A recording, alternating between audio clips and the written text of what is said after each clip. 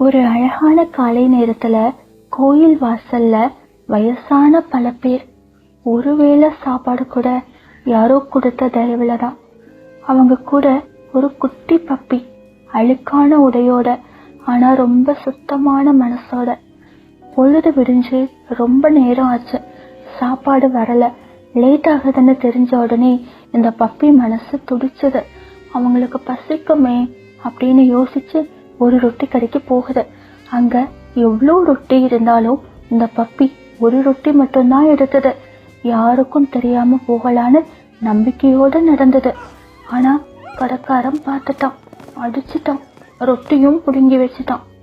அழுதுட்டே இருந்த பப்பி ரோடோரமா உட்கார்ந்தது. இனி என்ன பண்றது, அவங்களுக்கு பசிக்குமே.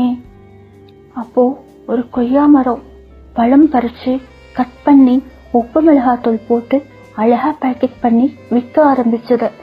யாரும் எதிர்பார்க்கல, ஆனா பல பேர் வாங்கிட்டு போனாங்க.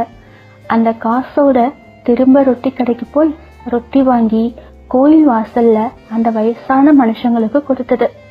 பசிக்கும் போது திருடனாகலாம், ஆனா பாசத்துக்காக உழைக்கிற மனச கடவுள் கூட ரசிக்கும்.